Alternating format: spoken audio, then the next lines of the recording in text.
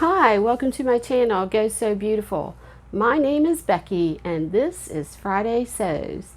Shout out and thanks to Jen from Today in Jen's Sewing Room who created Friday Sews and invited all sewists with YouTube channels to join in on the fun of Friday Sews, where we share all about sewing and a little bit about life. Thanks, Jen. If you haven't checked out her channel, do a search for Today in Jen's Sewing Room. She's great. So, whether you're new to sewing or have been sewing for a long time, stay tuned and I'll share my sewing week with you. All right, so the first thing I want to share is this dress, which I talked about in a previous video. This is New Look N6692, and it is a sundress pattern with shirring in the back, a square neckline, and it has a short version and a long version. And I made the short version view B, which came to about midi length on me. So I was a little nervous about this at first because I didn't know whether I wanted sleeves or not. Long story short, I went ahead and made it without sleeves, and I had to make some adjustments to the bodice because it gapped in the front, but I finally have gotten it made, and I'll show you a picture of me wearing it.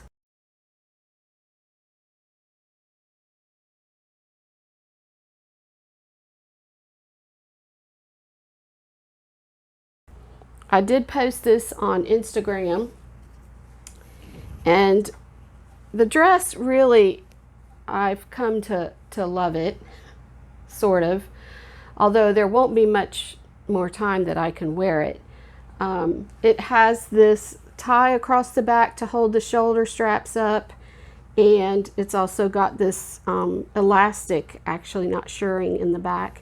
It's got a pretty deep ruffle, which I used the elastic method that Sam from Frugalissima has demonstrated. Basically, you take a piece of elastic, the width of the area you want to gather your ruffle into, and you sew it to the ruffle, stretching it, and then you stitch it to the actual skirt or whatever you're gathering, whatever you're stitching your gathers to. I thought this was a great method. However, the area I needed to gather was fairly large and the ruffle was huge. So I had a really big piece of elastic and ended up not quite gathering it enough to fit on the skirt. And rather than take it all off and do it all over again, I basically cut off the part that was too big, the excess. And I think it looks gathered fairly well. The other thing about that method is if you have a large piece that you're gathering and then you stitch the elastic to it, but then you have to pick it out, and that was very time consuming and kind of tedious. So I'm not sure I'm going to be using that for gathering large areas again. I did use it on the waist and it worked perfectly. So I would say it is a good method for gathering things, but for in the future I will probably use either a traditional method or something else. So this, I finally got finished. It was challenging, and I styled it with this little ready-to-wear sweater, and you can see in the picture that it looks like it's knotted in the front, and I had pinned it that way. You can't see it very good on the camera, but I had pinned it that way because it looked better if you put it together in the front than if you left it loose. And since this sweater doesn't really look that good that way, or it won't hold up that way, I started looking online for a pattern so that I could make a sweater that it was basically, it's kind of like a bolero, and has ties in the front. And I did find a few patterns from the Big Four, but I did another search on Pinterest and found an indie pattern. This is called the Copeland Cardi and Ballet Wrap. And it has several different views there. One is long, and then this one here is the cropped one that I plan to make. And I think it'll be perfect for my dress. I wouldn't mind wearing it without the sweater, but I usually get cold indoors, and so I want to have something to put on my shoulders besides a plain sweater. Plus the fact, you can see in the picture my bra shows, and I don't know if I have a bra that I can wear that won't show, and I don't want to go braless. And I guess I could buy a new one, but in the meantime, I'm probably just going to wear a sweater. So this will be very, very fun to make up. So that's off my sewing table, and I'm so glad. So I moved on to this dress, which I'm wearing, and I talked about this last week. I wanted something quick and easy to make, so I cut out this Kim swing top from Style Art Patterns, and I basically just lengthened it into a dress. And I sewed it up yesterday and tried it on, and I mean, it went together so fast. I was like, wow, this is great. Tried it on, and it was just a little bit too short for my liking. So I was trying to figure out what to do, and I couldn't think. I went ahead and sewed the neckband on, and then I thought, well, maybe I'll add a little ruffle to it.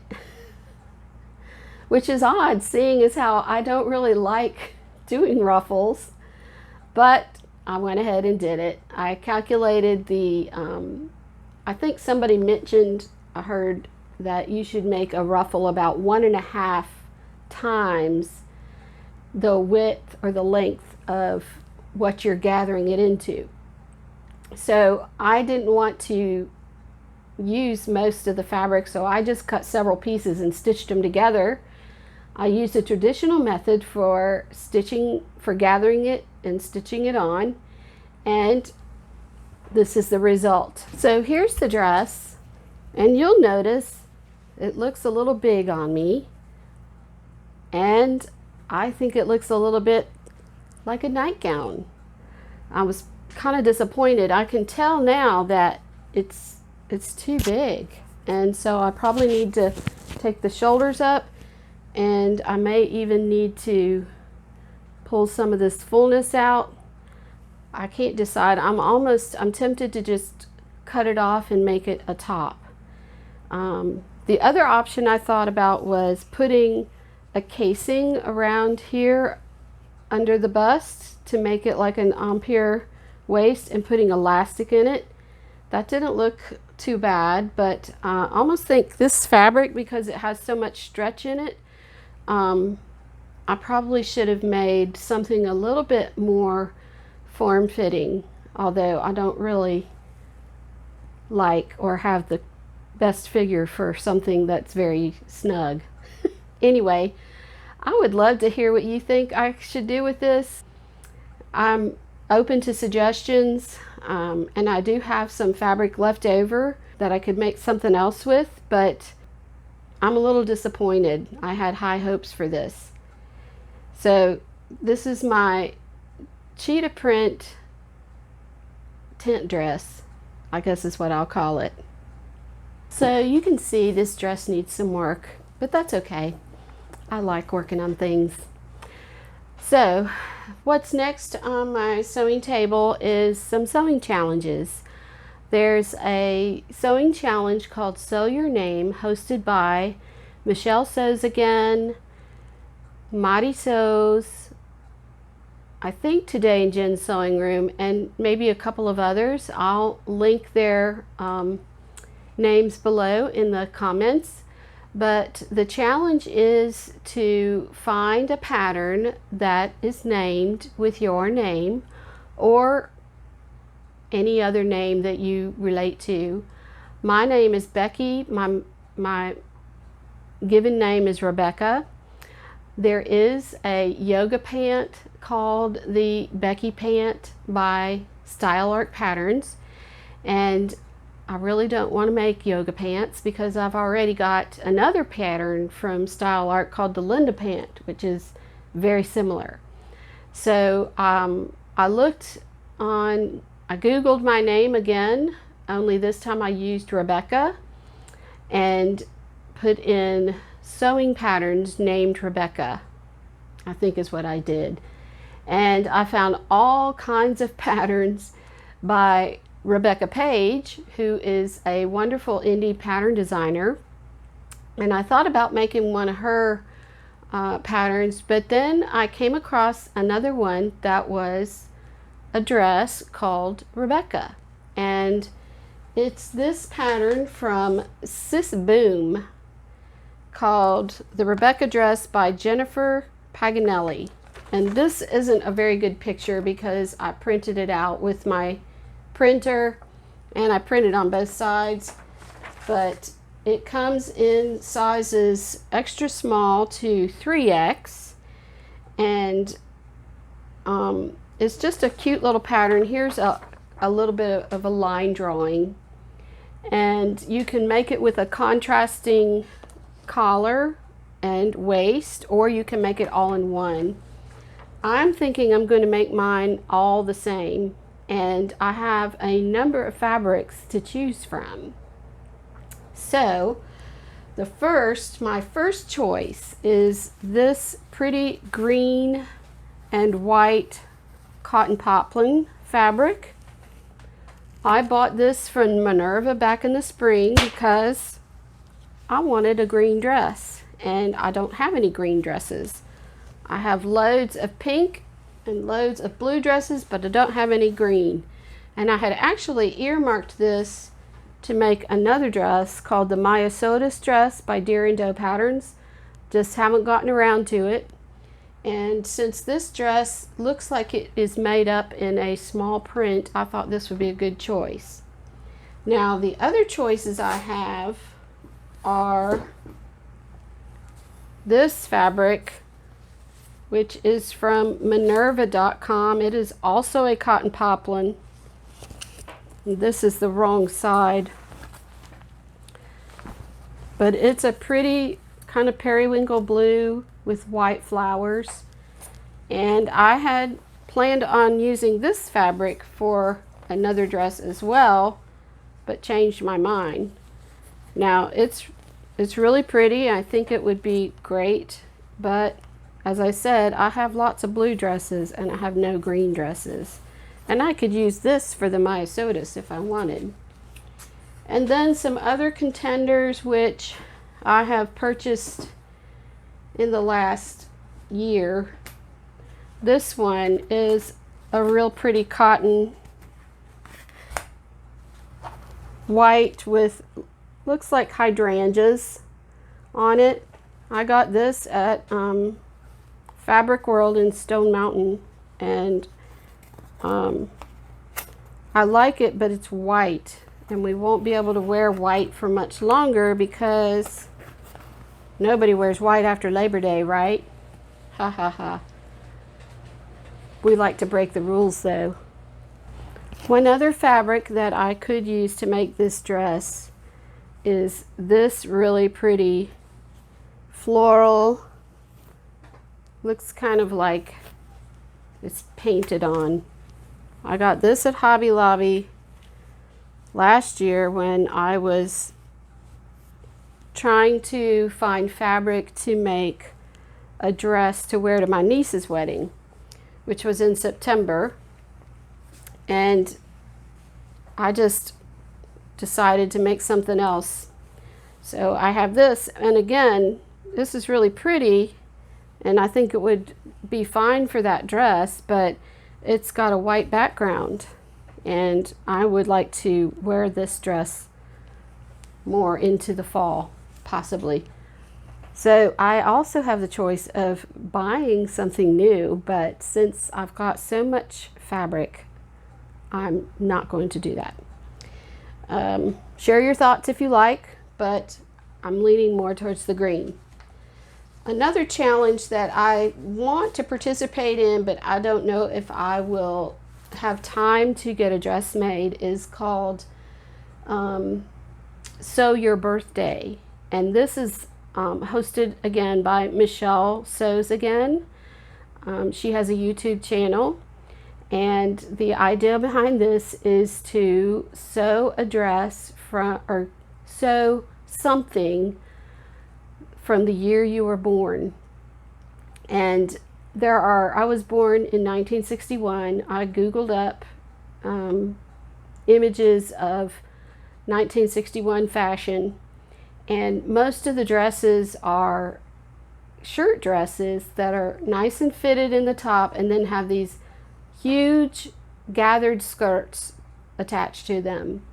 And I'm not crazy about that. So I may cheat a little and just pick a dress from the 60s, because I do have a pattern it's a reprint, and it's just a cute little shift dress, and I think I would look better in that, and I would feel better sewing it. But I may find something, I never know. Those kind of Google searches are fun, but they can lead you down a real rabbit hole. So that's a lot of sewing. I've got some UFOs that I would like to get off my table in the next few weeks, out of the pile, so that I can start fresh with fall sewing.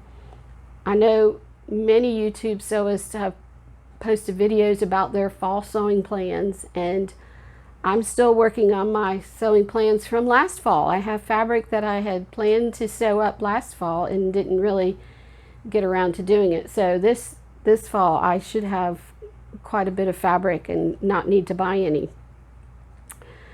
As far as the live front goes, or things I wanted to chat about, I want to talk about housework. I use sewing as an excuse to avoid housework. And I won't say that my house is dirty or anything like that. I like a clean house, but I have trouble regularly cleaning it. And I found this little cleaning routine on Pinterest, and I printed it out and put it on my refrigerator. I'll pop a picture of it up here, and I'll put a link to it in my comments below.